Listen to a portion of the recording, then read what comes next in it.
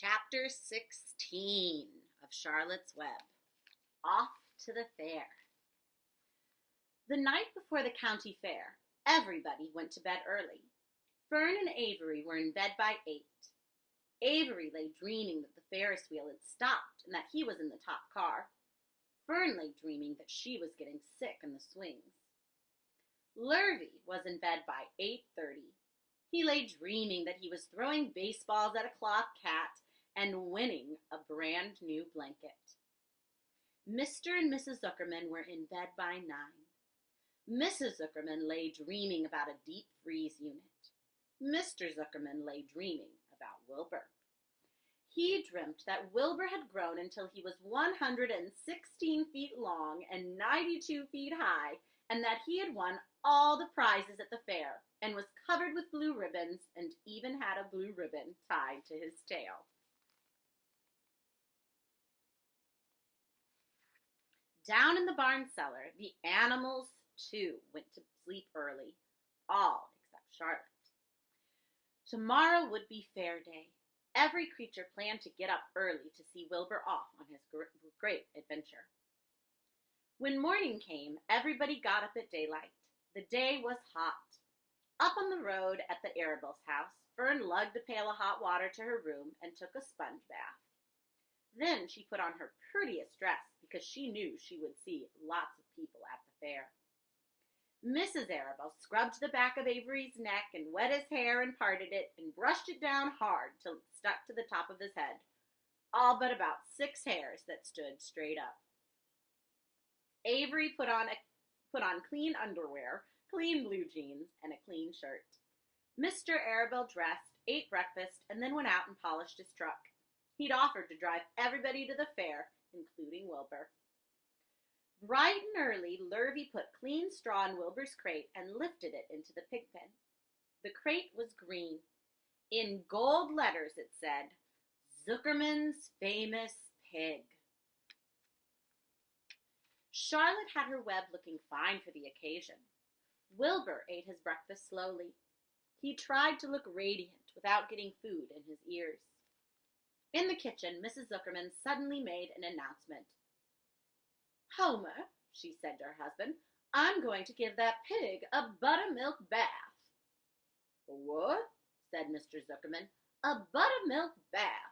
My grandmother used to bathe her pig with buttermilk when it got dirty. I just remembered. Wilbur's not dirty, said Mr. Zuckerman proudly. He's filthy behind the ears, said Mrs. Zuckerman. Every time Lurvy slaps him, the food runs down around the ears. Then it dries and forms a crust. He also has a smudge on one side where he lays in the manure. He lays in clean straw, corrected Mr. Zuckerman. Well, he's dirty and he's going to have a bath.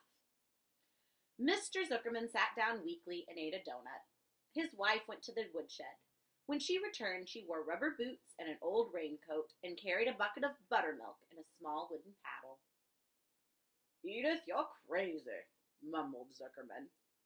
But she paid no attention to him. Together they walked to the pig pen. Mrs. Zuckerman wasted no time. She climbed in with Wilbur and went to work. Dipping her paddle in the buttermilk, she rubbed him all over. The geese gathered around to see the fun, and so did the sheep and the lambs. Even Templeton poked his head out cautiously to watch Wilbur get a buttermilk bath. Charlotte got so interested, she lowered herself on a drag line so she could see better. Wilbur stood still and closed his eyes. He could feel the buttermilk trickling down his sides. He opened his mouth and some buttermilk ran in. It was delicious.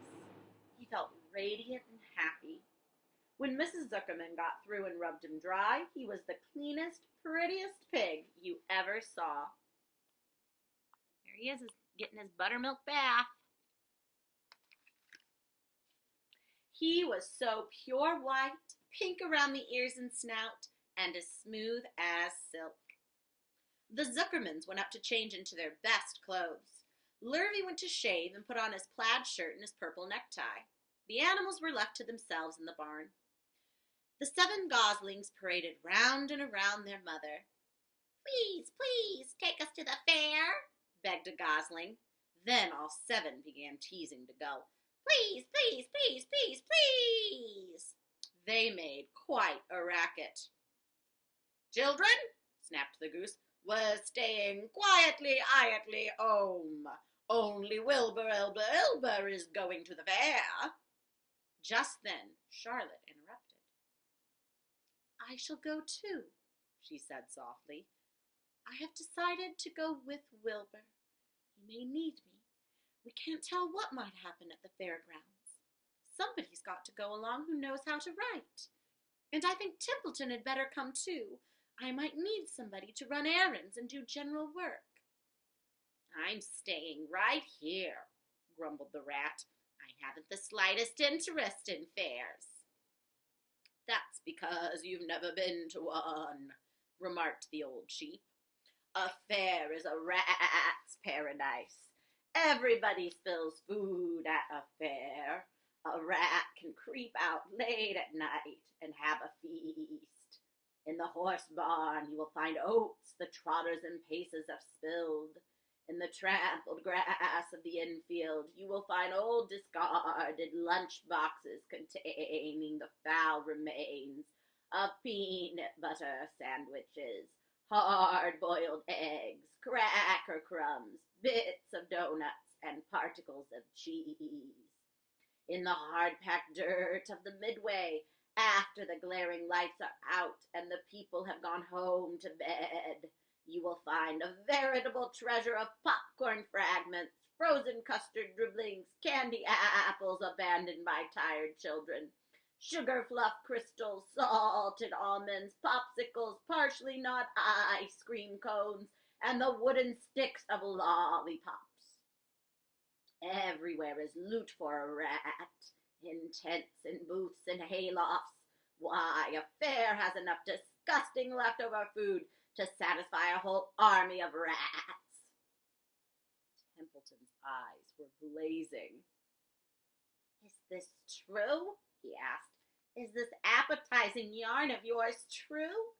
I like high living, and what you say tempts me. It is true, said the old sheep. Go to the fair, Templeton. You will find the conditions at a fair will surpass your wildest dreams.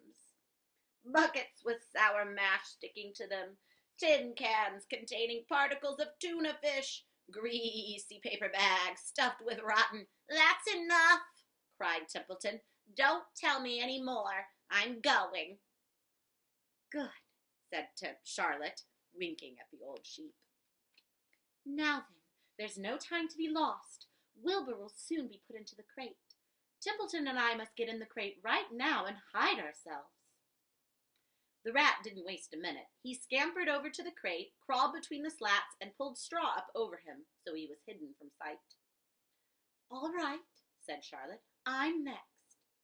She sailed into the air, let out a drag line, and dropped gently to the ground.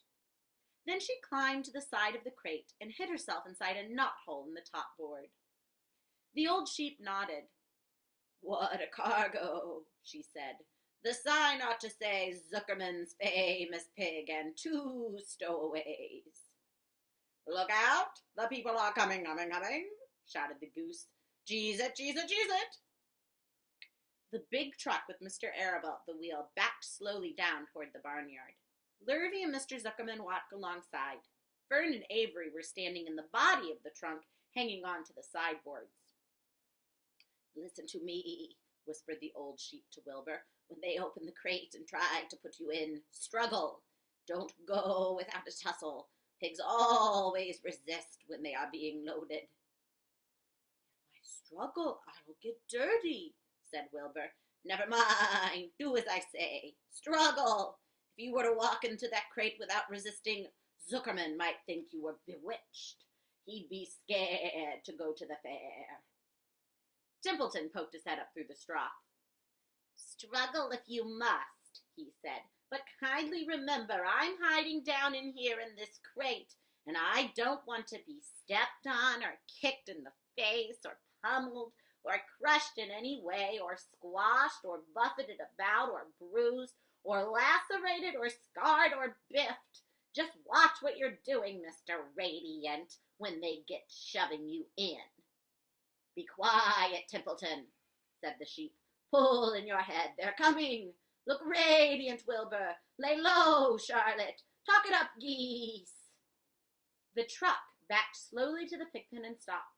Mr. Arable cut the motor, got out, walked around to the rear, and lowered the tailgate. The geese cheered. Mrs. Arable got out of the truck. Fern and Avery jumped to the ground. Mrs. Zuckerman came walking down from the house. Everybody lined up at the fence and stood for a moment admiring Wilbur and the beautiful green crate. Nobody realized the crate already contained a rat and a spider. "That's some pig," said Mrs. Arable. "He's terrific," said Lurvy. "He's very radiant," said Fern, remembering the day he was born. "Well," said Mrs. Zuckerman, "he's clean anyway. The buttermilk certainly helped." Mr. Arable studied Wilbur carefully. "Yes, he's a wonderful pig," he said. "It's hard to believe that he was the runt of the litter. You'll get some extra good ham and bacon, Homo, when it comes time to eat that pig." Wilbur heard these words, and his heart almost stopped. I think I'm going to faint," he whispered to the old sheep who was watching. "Kneel down," whispered the old sheep. "Let the blood rush to your head." Wilbur sank to his knees, all radiance gone. His eyes closed. "Look," screamed Fern, "he's fading away." "Hey, watch me," yelled Avery, crawling on all fours into the crate. "I'm a pig! I'm a pig!" Avery's foot touched Templeton under the straw. "What a mess," thought the rat. "What a fantastic creature this boy is. Why did I let myself in for this?" The geese saw Avery in the crate and cheered. "Avery, you get out of that crate this instant," commanded his mother. "What do you think you are?" "I'm a pig," cried Avery, tossing handfuls of straw into the air. "Oink, oink, oink." "The truck is rolling away, Papa," said Fern. The truck, with no one at the wheel, had started to roll downhill. Mr. Arable dashed to the driver's seat and pulled on the emergency brake. The truck stopped. The geese cheered. Charlotte crouched and made herself as small as possible in the knothole so Avery wouldn't see her. "Come out at once," cried Mrs. Arable. Avery crawled out of the crate on hands and knees, making faces at Wilbur. Wilbur fainted away. "That pig is passed out," said Mrs. Zuckerman. "Throw water on him." "Throw buttermilk," suggested Avery. The geese cheered. Lurvy ran for a pail of water. Fern climbed into the pen and knelt by Wilbur's side. "It's sunstroke," said Zuckerman. "The heat is too much for him." "Maybe he's dead," said Avery. "Come out of that pig pen immediately," cried Mrs. Arable.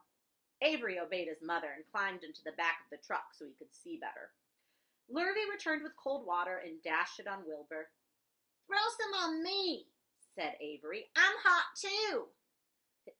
"Oh, keep quiet," hollered Fern. "Keep quiet." Her eyes were brimming with tears. Wilbur, feeling the cold water, came to. He rose slowly to his feet while the geese cheered. He is getting splashed with water. "He's up," said Mr. Arable. "I guess there's nothing wrong with him." "I'm hungry," said Avery. "I want a candied apple." "Wilbur's all right now," said Fern. "We can start. I want to take a ride on the Ferris wheel," said Fern. Mr. Zuckerman and Mr. Arable and Lurvy grabbed the pig and pushed him head first toward the grate. Wilbur began to struggle. The harder the men pushed, the harder he held back. Avery jumped down and joined the men. Wilbur kicked and thrashed and grunted. "Nothing wrong with this pig," said Mr. Zuckerman cheerfully, pressing his knee against Wilbur's behind.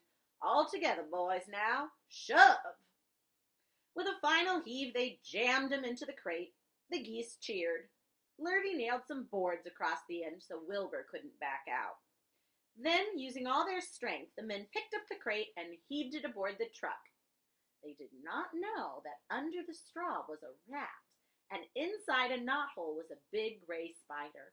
They saw only a pig. "Everybody in?" called Mr. Arabelle. He started the motor. The ladies climbed in beside him. Mr. Zuckerman and Lurvy and Fern and Avery rode in back, hanging onto the sideboards. The truck began to move ahead. The geese cheered. The children answered their cheer, and away went everybody to the fair. We'll find out about their adventures at the fair tomorrow.